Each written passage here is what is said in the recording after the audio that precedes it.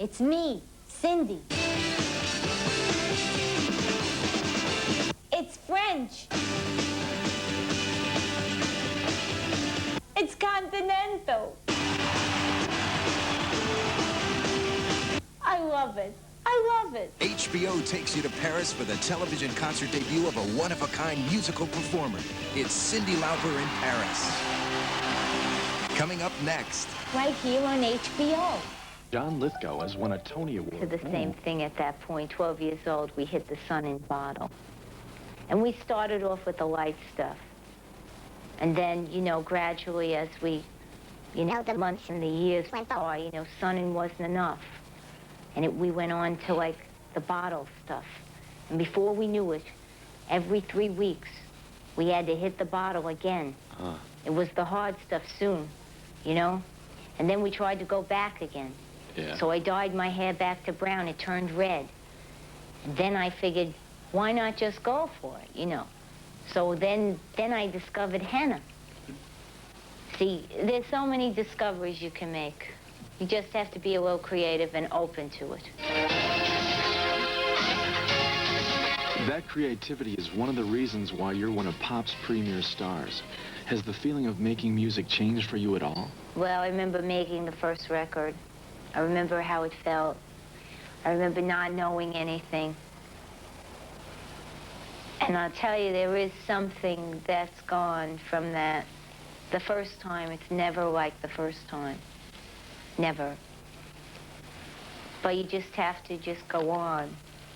I had such a good time because I didn't know anything. I was making music because I loved it. And I remember what the air smelled like that summer. And I remember what it was like and what it felt like and what it tasted like, and, you know, that I miss, that innocence, you know. Well, now you're a seasoned veteran who's known for having fun on stage. What are you doing in the new tour that lives up to the Lauper tradition? I put a lot of different kinds of people together. I took Rick Derringer, who's a traditional rocker, and Sue Hadjopoulos, who plays percussion, and with, you know, well, she plays with everybody, but she has definitely a Latin feel. My drummer was a new drummer, but a really great, straight-ahead, kick-ass drummer. And I had a bass player who played a lot of rhythm and blues, also played with Graham Parker, and a keyboard player that came from a heavy metal band. Well, not a heavy metal band, but just a more mainstream rock band, Rainbow. And all of them together, we were a very eclectic group.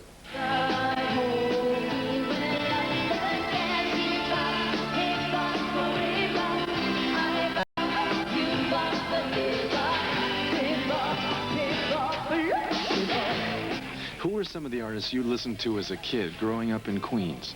Let's see, Bing Crosby, the Beatles, Mario Lanza, Satchmo, Barbra Streisand, Peter, Paul and Mary, Joan Baez.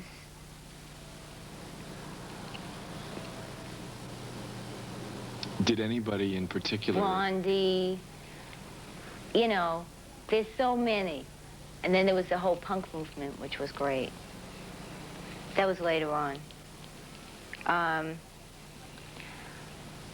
That's when we were when I was in Blue Angel, I was with John Torrey, and there was that whole scene happening in New York, which was really exciting because nothing like that had happened in so long. And Talking Heads and, oh, what the hell were the other groups? There were people with, you know, and great advertisements in the paper, and there was just a whole new thing happening, so everyone was all excited. And I think that really, I have like a personal love for that kind of music. You've had some rather unusual jobs in the past. Tell me Yeah. about Belmont. I was a hot walker. I'd have to get up at 4 a.m. every day, go to Belmont and walk the horses and put them in, you know, some of them get in whirlpools, you know. It was pretty good because I'd calm them down, I'd walk them, I'd sing to them, you know. But I was very small and lightweight, and of course, if they bucked, I would do a figure 8 in the air, and after that happened a couple of times, I decided maybe this wasn't right for me. I remember one time I was walking a horse shoulder to shoulder, and the horse, you know, horses are pretty stupid. And the thing about the horses is that they don't really know when they're doing something very stupid, you know, and sometimes they don't mean to hurt you. So I had my foot out, and the horse put his hoof down on my foot, and I remember curling up my toes, you know what I mean? And then the horse, you know, so half of my shoe there was kind of like ripped open. So I says to myself, look, this could have been some kind of experience. I don't know what, but it was an experience. So I figured, you know, that was one thing. And then when I did the figure 8 in the air, I said, hey, maybe there is another profession for you since you don't ride them, you know? So then I figured I might as well do what I knew how to do when I started singing. And it's a more glamorous job. You know me, I clamor for glamour. So I went right in for that.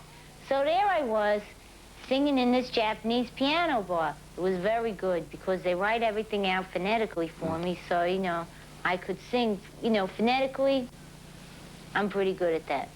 Ask me what I'm singing about, first you have to explain to me. Then I understand, it's okay. You know what I mean? So that's what I did. I sang at the Japanese piano bar for a while. They allowed me to have the color hair I wanted to. I could dress the way I wanted to. And they couldn't speak English. Basically, a lot of people thought I couldn't speak English, so we got along great, you know?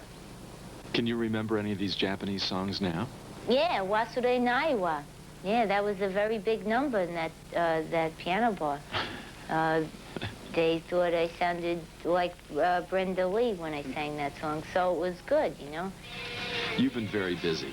You just returned from your European tour, and now you're working on a feature film. What character do you play in the movie Vibes? Sylvia. Oh. Yeah, that's this color hair, Sylvia, and the nails. Sylvia, because she's studying to be a beautician. She's only 2 credits shy of graduating from Madame Sally's School of Beauty. And I like her. She's pretty neat. She's not like me in a lot of ways, and in a lot of ways she is. She's very clean. She's very straightforward. And the thing about her and she's psychic. And she has her best friend is her spiritual guide, who's Louise. Which I like Louise too, because Louise and her are pretty neat together. And they have a really neat relationship. And it kind of reminded me of like Harvey's relationship with Jimmy Stewart, you know. Has it been difficult to make the transition from singing to acting? If you perform, then you understand that medium. I understand the camera. I work on videos. You know, it's not that far removed from what I do, you know. And as long as, for me, as an artist, it comes from the same place that my singing and my writing and the things that I do when I create come from, then it's right. See? Then I'm not lying.